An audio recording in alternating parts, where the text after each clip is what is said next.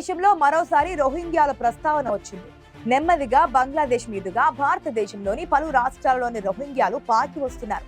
గతంలో మయన్మార్ అంతర్యుద్ధం కారణంగా మిలిటరీ బౌద్ధ భిక్షువులు తరిమేయడంతో చెట్టుకొకరు పుట్టకొకరు విడిపోయిన రోహింగ్యాలు పక్క దేశాలకు పాకిపోయారు. ముఖ్యంగా పక్కనే ఉన్న బంగ్లాదేశ్, భారత్ వారికి రక్షణగా అనిపించడంతో లక్షల సంఖ్యలో బారులు తీరారు. రోహింగ్యాలు ఇస్లాం మతస్థులు కావడంతో సహజంగానే ముస్లిం దేశాలు అయిన బంగ్లాదేశ్ ఇష్టం లేకపోయినా వారికి ఆశ్రయం కలిగించింది. అక్కడి పునరావాస కేంద్రాలలో కిక్కిరిసిపోయిన రోహింగ్యాల వల్ల బంగ్లాదేశ్ లో అకృత్యాలు పెరిగిపోయాయి, నేరాలు కూడా పెరిగిపోయాయి. అంతేకాదు అక్కడి నుంచి అక్రమంగా మన దేశంలోకి ప్రవేశించారు రోహింగ్యాలు. ఇప్పుడు దేశంలోని 12 రాష్ట్రాలు, కేంద్రపాలిత ప్రాంతాల్లో అజ్ఞాతంగా నివసిస్తున్నట్లు కేంద్రం ప్రకటించింది.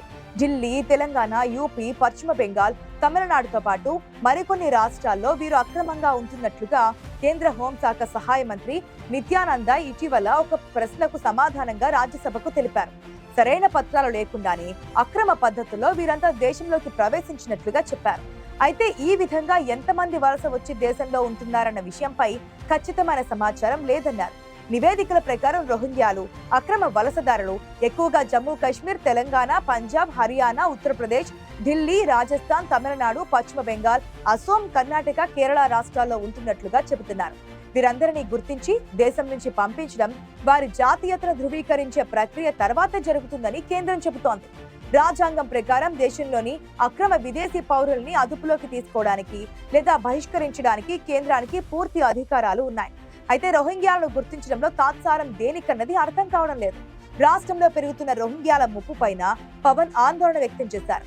సరిహద్దుల్లో సైనికులు ఎంత భద్రంగా దేశాన్ని రక్షిస్తున్నారో, దేశం లోపల అంతర్గత భద్రతలో పోలీస్ శాఖ కూడా నిరంతరం అప్రమత్తంగా ఉండడం కీలకమని ఆయన అన్నారు. పశ్చిమ బెంగాల్ వైపు నుంచి ఆంధ్రప్రదేశ్ లోని పలు ప్రాంతాలకు విపరీతంగా రోహింగ్యాలు వలసదారులు వచ్చారని, ముఖ్యంగా 2012 నుంచి 2018 ప్రాంతాల్లో కోల్కతా నుంచి స్వర్ణకార వృత్తి పేరుతో చాలా అధికంగా వీరు రాష్ట్రంలోని వివిధ ప్రాంతాలకు వచ్చారు.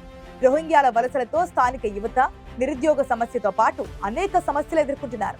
రాజకీయ కారణాలతో రోహింగ్యాలు దేశం దాటి వచ్చి ఇక్కడే స్థిర నివాసం ఏర్పరచుకునేలా రేషన్, ఆధార్, ఓటర్ కార్డులు పొందుతున్నారు.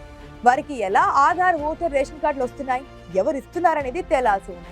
మన దేశస్థులు కానీ రోహింగ్యాలు ఈ దేశ పౌరుడిగా మారి మన అవకాశాలను ఎలా కొల్లగొడుతున్నారు? మన దేశంలో దాదాపు 40,000 మంది రోహింగ్యాలున్నారని పలు స్వచ్ఛంద సంస్థలు చెబుతున్నాయి. జమ్మూ, హైదరాబాద్, నుహ్ మరియు ఢిల్లీతో సహా భారతదేశం అంతటా మురికివాడలు మరియు నిర్బంధ శిబిరాల్లో నివసిస్తున్నారు. వీరిలో ఎక్కువ మంది పత్రాలు లేని వారిగా ఉన్నారు. భారత చట్టాల ప్రకారం అక్రమ వలసదారులు శరణార్థులుగా పరిగణించబడతారు.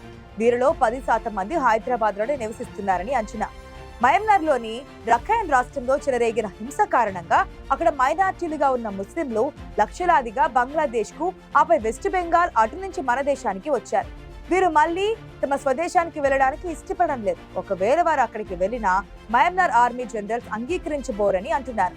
రోహింగ్యాల సమస్యకు వాళ్లే కారణమని, రోహింగ్యాల మూలాలు మయన్మార్ లో లేవని అంటున్నారు. వారంతా ఉత్తర రాయ్ఖాన్ ప్రాంతంలో పెత్తనం కోసం ప్రయత్నిస్తున్న చొరబాటుదారులని ఆయన ఆరోపించారు. రోహింగ్యాలపై సైన్యం జాతిపరమైన నరమేధానికి పాల్పడిందన్న ఆరోపణలను మయన్మార్ తోసిపుచ్చింది. మిలిటెంట్ల దాడులకు మాత్రమే సైన్యం ప్రతిస్పందించిందని తెలిపింది. వాళ్ళంతా తమను రోహింగ్యాలుగా గుర్తించాలని డిమాండ్ చేస్తున్నారు. కానీ మయన్మార్ లో అలాంటి ఒక జాతి సముదాయం లేనే లేదని మయన్మార్ చెబుతోంది. ఒకసారి 2017లో జరిగిన ఆనాటి నరమేధం గురించి కూడా ఇక్కడ చెప్పుకోవాలి. ఆగస్టు నెల 24వ తేదీన 2017న ప్రపంచం మొత్తం ఆ వార్తను చూసి ఉలిక్కిపడింది. సైన్యం వెంటపడి తరుముతూ రక్తం చిందిస్తుంటే వేల సంఖ్యలో రోహింగ్యాలు తమ మాతృదేశం మయన్మార్ ను వీడి పొరుగు దేశం బంగ్లాదేశ్ కు పరుగులు పెట్టారు. చీమల పుట్టుల్లోంచి బయటపడిన చీమల్లా బారులు తీరారు. బతుకుంటే బలుసాకైనా తిని బతుకొచ్చని 100 కిలోమీటర్లు నడుస్తూ పొరుగు దేశాలకు తరలిపోయారు. బుద్ధిస్ట్ కంట్రీ మయన్మార్ లోని రైఖన్ లో రోహింగ్యాలు తమకు గుర్తింపు కావాలని, ఆధిక్యాన్ని కోరుకోవడాన్ని అక్కడి ఆర్మీ ఒప్పుకోలేదు. ఆ రోజు సైన్యం నిజంగానే రోహింగ్యాలపై నరమేధం జరిపింది. ఒక ప్రణాళిక ప్రకారం పట్టణాలు, గ్రామాలలో హింస చెలరేగింది. రక్తం ఏరులై పారింది. వేలాది మందిని బలగాలు మట్టుపెట్టాయి. అత్యాచారాలు, గృహ దహనాలు, లూటీలతో అరాచకం కొనసాగింది. దాంతో 7 లక్షల మంది రోహింగ్యాలు చెట్టుకొకరు పుట్టకొకరుగా చెదిరిపోయారు. అందులో అధిక భాగం పొరుగులో ఉన్నటువంటి బంగ్లాదేశ్ చేరుకున్నారు. అది జరిగి 8 ఏళ్లైంది. కట్ చేస్తే ఇతర దేశాలలో వారంతా శరణార్థులుగా మారిపోయారు. ప్రపంచంలోనే అతిపెద్ద శరణార్థి శిబిరంగా బంగ్లాదేశ్ లోని రోహింగ్యాల పునరావాస కేంద్రం గురించి చెప్పుకుంటారు. ఈ కేంద్రంలో జరిగినటువంటి అక్రమం అంటూ లేదు. స్వచ్ఛంద సంస్థలు తెచ్చి పడేస్తేనే వారి నిత్యావసరాలు తీరుతాయి. వారి ద్వారా వచ్చిన ఆహారం వారి ప్రాణాలను నిలుపుతోంది. తమ క్యాంపులపై ఒక బాంబు వేసి చంపనైనా చంపండి కానీ మళ్ళీ తమ మాతృదేశానికి పంపవద్దంటూ రోధించే రోహింగ్యాలను ఏం చేయాలో అర్థం కాని పరిస్థితిలో పడింది బంగ్లాదేశ్. అసలే దివాలా అంచుల్లో ఉన్న బంగ్లాదేశ్ ఇంత పెద్ద శరణార్థి శిబిరాన్ని మెయింటైన్ చేసే స్థితిలో లేదు. అలాగని వారిని వదలలేదు. వారిని దేశంలోకి స్వేచ్ఛగా వదలడానికి లేదు. ఇప్పటికీ మయన్మార్లోని రఖైన్ రాష్ట్రంలో రోహింగ్యా పురుషులు, స్త్రీలు, పిల్లలపై జరుగుతున్న మిలిటరీ ఆగడాలకు అంతులేదు. ఈ విషయంపై ప్రపంచం దృష్టి పెట్టాలని ఐక్యరాజ్య సమితి విజ్ఞప్తి చేసింది. గాజా, ఇజ్రాయెల్, యుక్రెయిన్ మధ్య రష్యా విషయంలో చూపిస్తున్నటువంటి ఆసక్తి రోహింగ్యాల సమస్యపై కూడా చూపించాలని కోరింది. ఇంతటికీ కారణమైన మయన్మార్ మిలిటరీపై చర్యలు తీసుకోవాలని కోరింది. ఎవరికీ పట్టని రోహింగ్యాల లైఫ్ ఈ 8 సంవత్సరాల కాలంలో ఎన్నో మలుపులు తిరిగింది.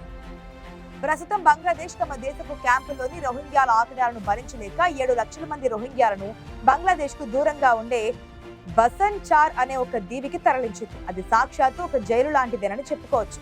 అక్కడ జీవిస్తున్న రోహింగ్యాలు ప్రపంచంలోని ఏ దేశానికి వారు చెందినవారు కారు. వారికి చేయడానికి పని లేదు, జీవించడానికి హక్కులు లేవు. ఇదేమని అడిగే అధికారం వారు ఎప్పుడో కోల్పోయారు. రోహింగ్యాలంటే సభ్య సమాజానికి పట్టదు. మయన్మార్ రఖైన్ రాష్ట్రంలో జరిగిన నరమేధం తర్వాత అప్పటికి ఇప్పటికీ తేడా ఒక్కటే. అప్పుడు ఎటు నుంచి ఏ ఆపద వస్తుందోనన్న దిక్కుతోచని స్థితి. ఇప్పుడు భవిష్యత్ ఏంటో తెలియకుండా పూట గడపాల్సిన పరిస్థితి. ఈ 8 ఏళ్లలో వారి బ్రతుకుల్లో ఏ మార్పు జరగలేదు. కనుచూపు మేరలో పరిష్కారం కనిపించడం లేదు. వారికి ప్రతిరోజు సంఘర్షణగానే ఉంటుంది. ఏ రోజుకు ఆ రోజు నిత్యావసరాల కోసం క్యాంపుల్లో తోటి వారితో యుద్ధం చేయాల్సిందే.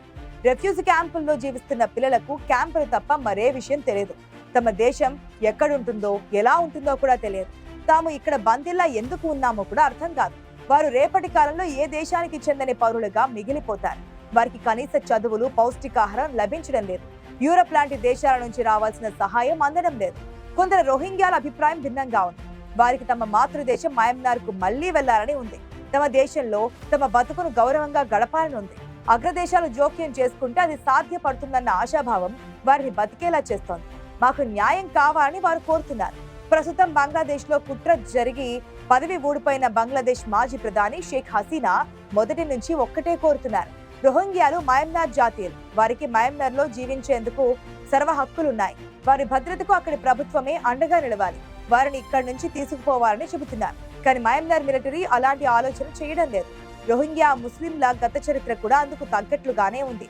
వీరంతా మయన్మార్ కు వలస వచ్చిన వారని చరిత్ర చెబుతోంది.